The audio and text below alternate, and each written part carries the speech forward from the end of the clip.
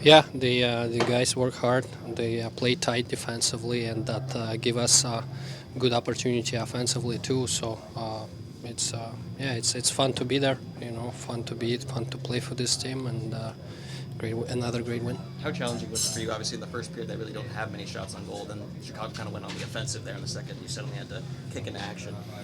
Yeah, you know, like there is a different flow all the time. Every game you have you face different flow. So you know, I just trying to stay focused and be ready and see what's coming. I know you guys are a tight group. How great was it to see Jonah get back in there after a month plus away from the ice?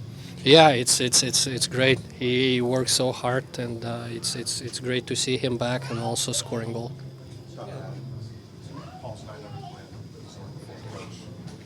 History to do that. We know how good he is. Just how special is it for him to keep stacking milestones?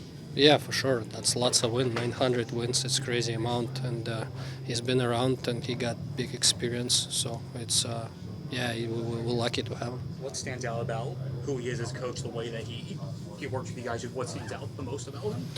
Yeah, he's so professional. You know, he got like all attention to little things, to little details, and he knows the balance, how much to say and when to say and how to say it. You know, he got the good keys to each of us, and it's fun to play for him definitely.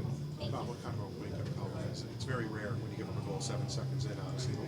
What did you see on that play? Was it just...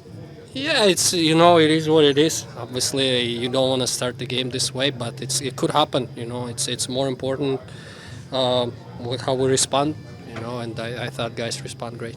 Right away. Yeah, it was huge. Obviously, like you said, just been putting in the work behind the scenes and just working towards getting back out there, for a game and just being with the boys and battling out there. So it was fun to get back out there. There's some goals that always kind of feel maybe bigger than just a goal. Do you feel that way, or how the guys reacted on the ice, the bench? Seemed like everyone was just so happy.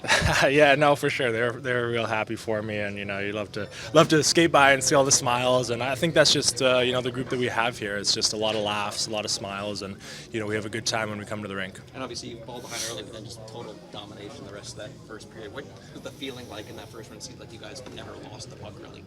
Yeah, I mean, they're a good team over there. They're fast, and they came out hard in that beginning of the game there. But obviously, there's a lot of time left, and I thought we did a good job answering and just sticking to our game for the rest of the game, and we got the outcome that we wanted. I think there was 11 shots on goal by the time you scored. A lot of missed open nets, that kind of thing. Was it good just to get that, not just for yourself, but for the team to get that goal and just tie it and then just move on? Yeah, for sure. I mean, obviously, you want to get that answer as fast as you can. But like I said, there's a lot of game left, and we're not going to force anything. But we had a string of good shifts there. We were getting pucks to the net, we were getting rebounds, and we just knew that it was going to drop for us at some point, but we just had to stick with it. And how fun was it to get back out there with your guys? It seems like that line with you guys has been good all year when you were in it. Yeah, for sure. No, it's like I said, it was just really exciting to find out I was going to be playing today, and I love playing with those two. They play hard, and we have a fun time out there. So hopefully we can just keep it going and keep winning games. How long has this month and a half been waiting in between, trying to get back out there? Yeah, no, I mean it's felt like forever for sure. You have good days and bad days, but the staff here was just so incredible working with me and getting me back out there, and I honestly owe it all to them. Yeah, I really liked their first period, and it was a battle all night, and I think we're kind of just trying to focus on what we do out there and try and stick with their game. And it was nice to get the win, get a couple on the power play, and yeah. You guys scored a lot of goals, but another game where you guys really don't give up much of anything. So how impressed you with the defensive evolution you guys have had in the last several weeks here? Yeah, I think we were talking about it before that we like where our game's at, and we're kind of trying to build something here and trying to get our identity a little bit. And I think, the last couple of weeks we're playing well, and sometimes we're not getting the result, but I think it's kind of sticking with our game and what makes us who we are, kind of thing. It's been a little bit since Gadjovich played a game. To see him come in, play his game, and get that first goal for you guys, how big was that? Yeah, it was huge. I'm so happy for him. He works so hard in the gym, and he's always the happiest guy when you see him, whether he's playing or not. And he deserves it, and he's put in so much work to come back, and he's grinding every day. So all the boys were really excited. It's obviously rare, like Coop alluded to. You give up the goal 7 seconds in. It's obviously a rare occurrence, but what does that kind of do to the air on the bench when you're one shift into a game, you're already down? Yeah, it kind of ruined our hot start for the game a little bit, but yeah, I mean, it's never a good feeling, but I think we just kind of want to kind of just reset from there and kind of just played it like a normal game. I mean, yeah, it's kind of unlikely to happen like that, but I mean, you can't do much about it and just keep on playing. Paul Maurice joins the 900 win club. Only 4 coaches in that club. Just you've been with him a couple of seasons now. Just what makes him so special behind the bench for you guys? Yeah, I mean, he leads the group so well, and I think he always kind of knows what we need at certain times and when to push us, when to push certain guys, and yeah, I mean, the results kind of speak for themselves. He's a seasoned veteran. He got us to 2 Stanley Cup Finals and won 1. I mean, in 2 years. So I mean, yeah, he's such a great coach, and it's really I'm really happy for him to get the milestone. What'd you guys do for his birthday? I didn't know it was his birthday. A couple days back. When's that? Thursday. Thursday? Yeah, maybe he gave us a day off, so we could celebrate. That'd be nice. Got inflated rather than deflated by that. Yeah, sometimes it gets you out from wading into the game, and then we're pretty good after that. That was a real strong first period for us, and pretty consistent start to finish. I know there's some numbers you can shrug off, but 900 career wins. Yeah. Just only 4th coach to ever do that. Just what does it mean when you hear that number? It means you're old, and you've been fortunate for sure, and you've coached a lot of really good players. So, yeah. I know it's day by day, but you're still a young guy. I know you might argue me on that, but you're a young guy. Do you ever let yourself think about even bigger numbers? No, I don't. I'd like to win the next one, right? That'd be good. I'm sure there'll come a time when you'd sit back but by that time you're so damn old you can't even remember. So it's good. It's fine.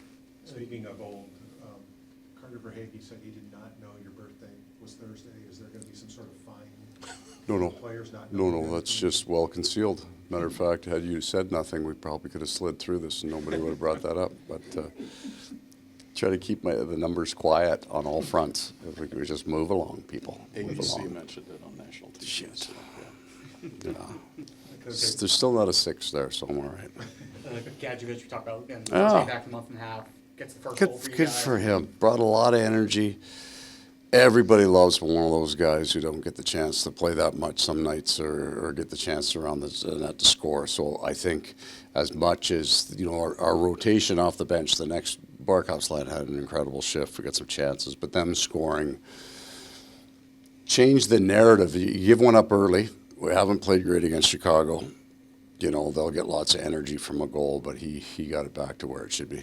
I know you like scoring goals, but another game, you guys don't give up a lot, only 1 tonight. Yeah. The defensive evolution here in this last month or so for the team. Our analytics are really strong here in the last month, and I don't think that we've had enough wins for us to kind of celebrate the quality of our play, which I like even more. You get on runs, right, where you're playing well and then it disappears. But if you can go a month and move as 5 really well, defend as 5, our shot blocks are coming up, and you stay with it, then I think you get to keep it longer. I think if we don't play that way, the players on the bench will call it before the coach does, and that's the good stuff. Reinhardt now has the 4th straight 30-goal season. So Yeah. here for 3 of them now. Just what has he? Every day it seems like he's getting chances. It's always amazed point production with Barkov and Reinhardt. Sam Reinhardt generates these big numbers, a 56-goal season. Where's the 57? 57. There you go. Thank you. 50. I'm not great with those numbers. 57, and not cheat the game once. Not hanging behind. Not do the right thing with the puck. Get it deep when you're supposed to. Make a play when you're supposed to. His risk profile is perfect. He takes the chances when he's supposed to and never cheats the game and puts up these big numbers. He's a brilliant player. You're kind of through the worst of the travel.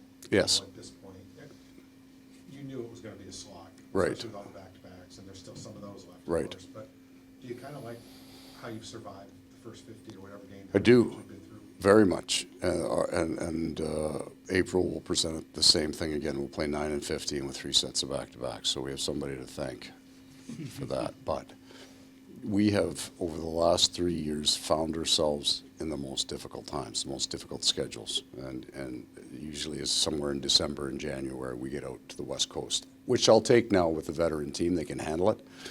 But it keeps you, I think it keeps you a little bit from going on runs, from maybe some arrogance creeping in your game. It keeps you in that kind of that adversity phase. You're a little fatigued.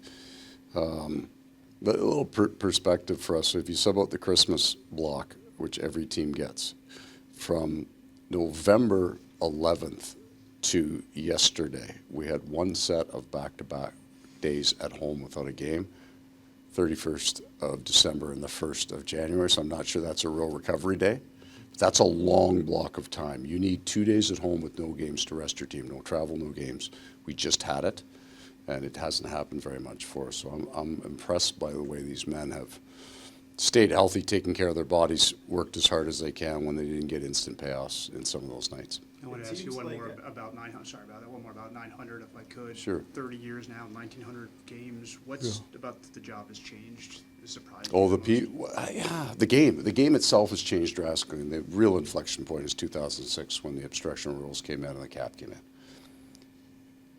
In perspective, we lost to Detroit the 2002 Stanley Cup Final. The 6 guys that started that game, its payroll was bigger than my whole team. And when they put the cap in and parity came into the league, everybody then had a chance to be good. And if you weren't, it didn't take you 10 years to get out of it. Or there weren't 10 teams in the league. They're just outspending everybody, and you couldn't compete with them. So the game has changed the most, and I think the players have more respect for each other on the ice. I know that narrative out there, some of the players don't have as much respect as they used to. I don't think that's true at all. I think that they're almost better people in the way they treat each other, treat the fans, treat the game. I think there's a greater connection between the players and the fans now. And there'll be lots of people say that I'm wrong, but my experience is that these guys, there's more outreach between the fans and the players. And going looking at tomorrow, as far as Gadjovich and Sam Skevich go, do you wait to see how Sammy, or you just give him the night off and roll again? We'll wait to see how he's doing, but we won't put him in a fatigue state. So if he wasn't feeling great today, I'd rather give him the day's rest tomorrow, run the same group that we had here tonight, and then we can look at a fresh player there in a couple of days. And again, first game for Gadjovich, though, do you need to check in on him a little bit? Everybody's cleared. Trainers have already come through the room. We're all good.